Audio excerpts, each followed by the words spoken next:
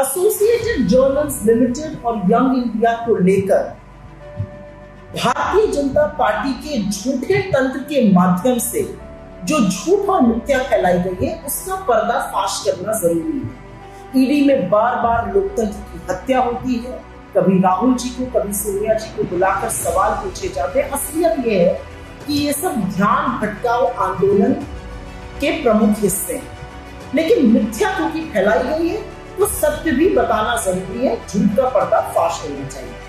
3 बड़े झूठ फैलाए जाते हैं कि यंग इंडिया ने एजेएल को टेक ओवर कर लिया है, झूठ। सोनिया जी और राहुल जी बहुत पैसा बना रहे हैं, झूठ। उन्होंने पैसे की हेराफेरी की, झूठ। लेकिन मैं क्रमवार तरीके से आपको यहाँ पर मिथ्या और उसका सत्य बताना चाहती हूँ। एक सवाल उठाया जाता है कि यंग इंडिया नाम की एक कंपनी बनी ही थी।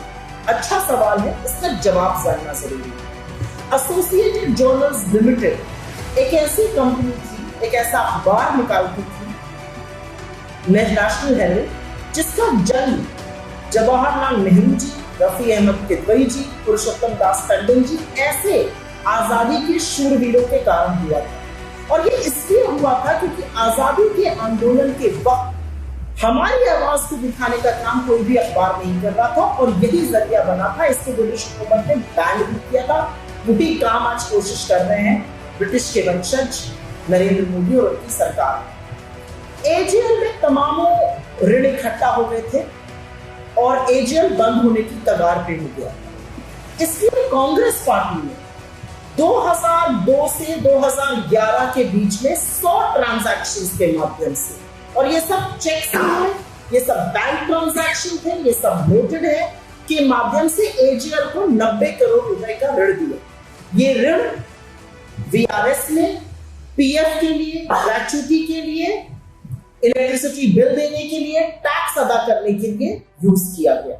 ये 90 करोड़ का बिल था, इसलिए एजेएल को ये दिया गया था कि एजेएल का निर्वाह होता रहे। लेकिन क्योंकि एजेएल के बुक्स पर एजेएल के पास इतना ज्यादा ऋण हो गया था, वो मार्केट से क्रेडिट नहीं उठा सकती थी, वो कोई तरीके से फंक्शन नहीं कर सकती थी, ऑपरेशंस रुक चुके थे।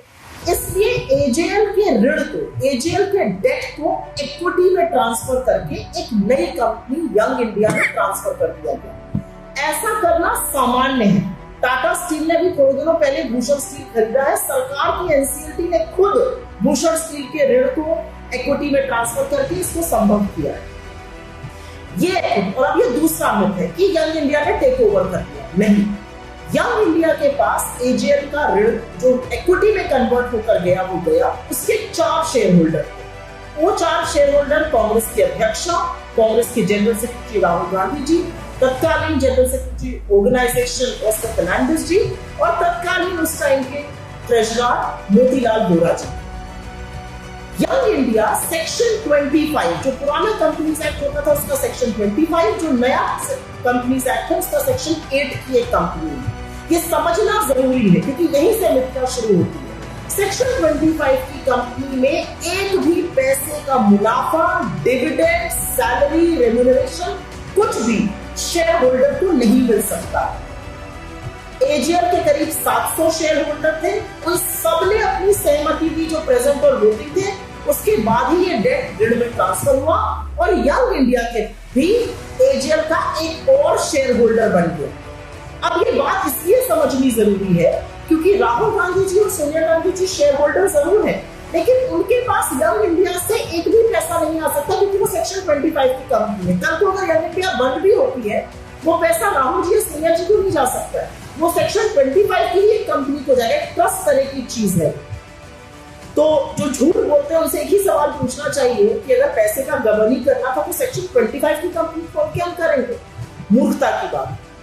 अब एक इंपॉर्टेंट बात यहाँ पर कहनी जरूरी है और ये बात इसलिए जरूरी है क्योंकि ये फैलाया जाता है कि यंग इंडिया ने टेक ओवर कर दिया। बिल्कुल नहीं टेक ओवर किया। जो एजेएल के एसेट्स हैं, जो एजेएल की प्रॉपर्टी है, वो आज भी एसोसिएटेड जर्नल्स लिमिटेड की है। जो उनकी बिल्डिंग से अगर कोई रेंट आता है, कोई इनकम आती है, उसको एजेएल इस्तेमाल करता है, वो यंग इंडिया के पास नहीं जाती है। तो यंग इंडिया के पास ना जाना सबसे बड़ा मिथ बस्टर है। एक और यहाँ पे मिथ तोड़ना जरूरी है। मान लीजिए इनकी इस बात को हम मान भी ले कि हमने एसेट ट्रांसफर कर दिए, अगर मेरा एसेट आपको ट्रांसफर होगा तो कहीं पर तो खसरा खतौनी म्यूटेशन कुछ होगा। ऐसा कुछ भी एजीएल से यंग इंडियन में नहीं हुआ और यंग इंडियन से किसी भी शेयर होल्डर में नहीं हुआ। तो कोई एसेट ट्रांसफर नहीं हुआ है। एजीएल की प्रॉपर्टीज इसकी है, एजीएल की इनकम इसकी है। एक और मिथ फैलाया जाता है और ये मिथ का बस्टिंग करनी जरूरी है। ये बोला जाता है कि 2000-5000 करोड़ की प्रॉपर्टी को अपने नाम कर दिया। पहले तो आप समझ ही गए होंगे कि प्रॉपर्टी को अपने नाम नहीं किया गया। दूसरा, ये 5000 का फिगर आता कहां से? क्योंकि इनकम टैक्स के अपने रिटन रिकॉर्ड्स में एजीएल की कुल प्रॉपर्टी 359 करोड़ की है। तो ये जो ख्याली पुलाव भाजपा के मंत्री और प्रवक्ता और उनका दुष्प्रचार सिस्टम फैलाता रहता है, ये कहां से आता है, ये समझना भी यहां पर जरूरी है। असलियत तो ये है कि ऋण ट्रांसफर होने के बाद, लाइफलाइन मिलने के बाद आज एजीएल सक्सेसफुल अखबार निकाल रहा है, नेशनल हेरल्ड और नवजीवन। उसकी प्रतियां निकलती है, वेबसाइट है जहां पर 80 मिलियन पेज व्यूज हैं, 18 मिलियन यूनिक विजिटर्स हैं, कौमी आवाज नाम की एक वेबसाइट चलाता है। तो पूरी तरह से एक मीडिया ऑर्गेनाइजेशन जो चलाना चाहते थे नेहरू जी और रफी अहमद कुरैशी जी और पुरुषोत्तम दास पंडित जी, वो आज चल रहा है। क्योंकि उस समय भी हुकूमत के खिलाफ आवाज उठाना जरूरी था, आज भी है। मैं आशा करती हूँ कि जिस तरह का झूठ परोसा जाता है मोदी जी के तंत्र द्वारा, उसका पर्दाफाश हुआ होगा, क्योंकि वो पर्दाफाश होना जरूरी है।